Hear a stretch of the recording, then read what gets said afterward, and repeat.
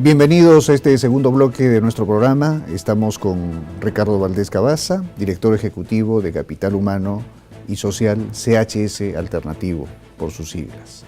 Estamos desarrollando el tema de la trata de personas y conversando sobre el perfil de la víctima. La víctima en el delito de trata de personas es muy singular. Muchas veces ella misma no logra identificar la situación delictiva de la cual está siendo víctima. ¿Qué nos puede aclarar sobre ese tema? Es complicado. Nosotros tenemos un centro de atención legal y psicológica en la oficina y tenemos además una casa de referencia en Iquitos y atendemos casos de todos los lugares del país. Han sido más de 800 casos los que hemos atendido. Entonces, es variable, se presentan diversos tipos de reacciones, diversos perfiles. Mucho tiene que hacer con la propia estructura de personalidad de la víctima. Ahora, lo que usualmente encontramos en los casos que atendemos es aquella víctima que se siente víctima, es aquella que ha sido en efecto engañada y que se resiste a la condición en la que se encuentra, de engaño y de explotación. Esa es la víctima que usualmente cuando llega la policía o el Ministerio Público se va a ir con ellos. Pero también nos encontramos otros casos en donde la víctima, cuando es rescatada, se resiste a dejar el lugar de explotación por dos razones principales, que han ido mutando en el tiempo. Además, una de ellas es la enganchan con el dinero. Es decir, no solamente la retienen en el lugar, sino que le dicen: la plata que tú estás generando, yo, que soy el tratante, te la guardo. Y cuando tú decidas irte, es decir, cuando tú me termines de pagar la deuda que me tienes, poco a poco yo te voy descontando, pero como me debes mucho y te descuento poco, entonces todavía falta tiempo para que te puedas ir. Pero cuando te vayas yo te voy a dar tu plata. Viene la policía, hay un operativo, interviene, sacan a la víctima, capturan al tratante. Y cuando el Ministerio Público le ofrece trasladarla, o la policía trasladarla, a su lugar de origen, por decirle a Iquitos, o a Lima, o de donde sea, y ella dice no. Pero uno dice, ¿por qué? Porque tengo que cobrar lo que se me debe. Tengo que regresar por mi dinero. Entonces le dicen, pero es que no vas a encontrar a nadie, porque claro, hemos desbaratado todo el negocio. No importa. Alguien ahí, yo tengo que cobrar mi dinero. Y se regresan, o sea, no se acogen al sistema de protección. Entonces es un poco complicado de entender, es un caso. Y hay otros casos en donde esta víctima que ha estado siendo explotada ya tiene un tiempo en esa condición. Lo que pasa con ella es que ha pasado por un proceso, como dije anteriormente, de amansamiento, lo que significa que poco a poco ese desarraigo se combina con una alta dosis de depresión por un lado y por otra parte de vergüenza. Y considera que esta persona dice, yo, ¿ya qué puedo hacer en mi pueblo? Además, el estigma. Sí, y el estigma, y además he estado siendo explotada sexualmente. He tenido que hacer de prostituta. Dice, y si se enteran, eso para mí yo no lo puedo soportar. Como no lo puede soportar, decide que va a continuar en el negocio. ¿La víctima es rechazada en su núcleo social? No siempre. Por eso digo, esta víctima que ha sido engañada y que ha sido explotada, y muchas veces es la familia que la está buscando. Ojo, muchas veces, no siempre, pero la gran mayoría de veces, hablo de la gran mayoría de veces, esa víctima ha tenido una situación de desaparecida previamente. Es decir, usualmente encontramos una denuncia de la familia que la registra en la comisaría de su lugar de origen como desaparecida. Porque como ha sido engañada, captada rápidamente, trasladada, que se queda a dónde, le han retirado el teléfono celular, la han desaparecido, hasta que la llegan a otro lugar, mediante engaños o a través de otro medio de coacción. Entonces, hay unas que sí tienen la fortaleza psicológica de regresar a su lugar de origen, explicar su situación y reinsertarse en la sociedad. Hay otras que no. Esa la que le dice muy complicado reinsertarse, la que ha sido amansada, la que además le han generado un vínculo económico, es la que suele regresarse y que ya no quiere retornar. Y otras veces ha sido captada a los 16, no ha cumplido el colegio y la encontramos de 21 o de 22 y dice, yo ya qué voy a hacer si ni he terminado el colegio. Y esas tienen dos caminos, ¿no?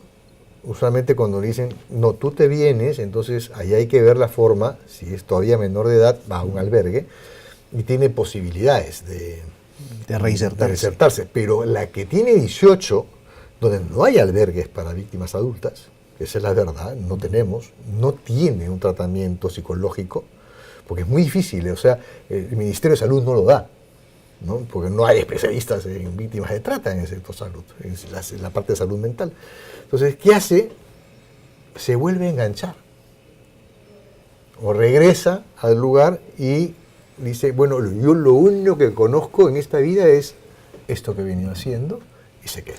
O sea, la víctima de trata se podría decir que es triplemente vulnerada. Exacto. Con el delito originalmente, luego estafada en las retribuciones que ficticiamente lo material, digamos, ¿no? Sí. Y luego psicológicamente, en su retorno a la sociedad. Sí, ¿no? Sí, No hay psicológicamente ha sido vulnerada de tal manera que se le imposibilita el retorno a la sociedad. Claro. Y hay otro tercer grupo que es más complejo aún, que como sienten que ya no tienen otro futuro, se enganchan con otras víctimas y ellas pasan de ser víctimas a ser victimarias. Y organizan prostibares, porque dicen, esto es lo único que conozco, pero ahora yo voy a ser la dueña. Se incorporan al circuito de criminalidad. Al circuito delictivo. Sí. ¿no? Sí. Hay algunos casos que hemos encontrado así. Tenemos conocimiento que CHS Alternativo también se dedica al estudio de las personas desaparecidas. Sí. No toda persona desaparecida es víctima de trata. Sí. ¿Qué pasa en nuestro país con las personas desaparecidas? ¿Por qué en los recibos de agua o de luz encontramos fotos de niños, de personas adultas desaparecidas en los anuncios publicitarios, en los canales de televisión? ¿Qué sucede? ¿Quién busca a las personas que se extravían? ¿Y qué pasa con ellas? A ver, las causas de una desaparición son múltiples. Hay digamos, por edad. Vamos a verlas por rangos etarios. La víctima que desaparece siendo mayor, usualmente desaparece porque tiene un problema de salud mental o de salud, digamos, un Alzheimer, algo por el estilo. Es el adulto mayor de 40 años, se podría decir. Sí, de 50 para arriba puede tener algún tipo de desórdenes naturales. Los adultos entre, digamos, de 30 a 50, y eso es lo que genera, o de 20 hacia arriba, lo que ha generado una práctica nociva, por cierto, en la policía, que hemos tratado de erradicarla, es la de espérate 24, 48 horas o 3 días. ¿no? Antes de empezar la búsqueda. Seguramente se ha ido de juerga, pues, ¿no? Entonces, ese es otro grupo, difícilmente es engañado. Pero luego tenemos el sector de los jóvenes, de los niños y de los jóvenes, que se pelea en casa, que tiene alguna relación de pareja que no es aceptada, y esa es el principal, que eso es cerca del 50% de las desapariciones. Ese es un bloque muy vulnerable que es la víctima propicia para los casos de trata.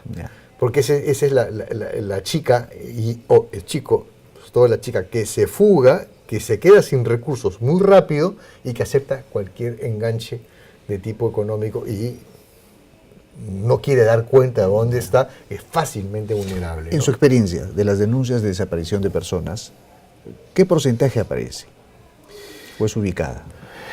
Oficialmente hay un altísimo porcentaje que no aparece, pero es una cifra que es poco creíble porque existe algo que es que no se produce el alta a nivel policial. Es decir, se produce la inscripción de la desaparición, pero no se produce el alta cuando la persona aparece. Ojo que como no es un delito, no tiene tratamiento especial, es decir, es un fenómeno social.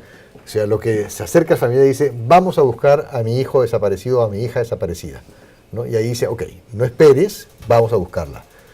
Pero ¿qué pasa en estos casos? Los recursos son muy escasos. En el año 2003 se crea un registro de búsqueda de personas desaparecidas que lo creamos y lo manejamos nosotros como organización. Se lo entregamos al Estado en el año 2010. y el Estado tenía que alimentarlo y tenía que difundirlo, inclusive se les entregó equipos para ello. Lamentablemente no creció como debió haber crecido, porque los registros se hacen, como decimos, manomáticamente, ¿no? O sea, se registran en la comisaría, pero esa comisaría debiera subir la foto al sistema nacional. Lo que ha pasado en el camino es que este sistema, que era parte de una organización internacional, dejó de funcionar en diciembre del año pasado. Tenemos 6 meses sin ese registro web. Lo que hizo la policía fue generar una página propia, después de 14, 15 años, una página propia para registrar a las personas desaparecidas. Pero eso tiene muchas limitaciones. Pero es que es inútil, porque lo que hace que una página sirva para buscar a personas desaparecidas es su publicidad. Claro, y no, además su difusión. Los que hemos visto esa página es muy limitada, sí. Claro, o sea, digamos, los datos no sirven para identificar a nadie. A nadie. ¿No? Y las fotos son muy malas. Así es. ¿No? Entonces, y no necesariamente detrás de esa foto hay un proceso de búsqueda. Por eso tiene que complementarse con una mayor difusión, una mejor calidad de la situación y sobre todo con un proceso de búsqueda, que es lo que suele fallar, porque usualmente dicen, no, vamos a subir la fotografía y con eso cumplimos con la norma. Pero no, o sea, hay que empezar un proceso de búsqueda, porque es verdad que las primeras 24 horas son vitales para poder encontrar a la víctima o a la persona desaparecida, no sabemos si es víctima aún, en el entorno más cercano. ¿No? Ese es el tema. ¿Qué porcentaje, regresando a la pregunta, usualmente internacionalmente es un 5% que no aparece? 5%, o sea que quedan en una... puede estar dentro de las víctimas de trata. Ya. Vamos a ir a la última pausa del programa y vamos a regresar con los esfuerzos que hace el Estado y la sociedad civil para luchar contra la trata y contra los fenómenos delictivos asociados a este mal que afecta a la sociedad contemporánea.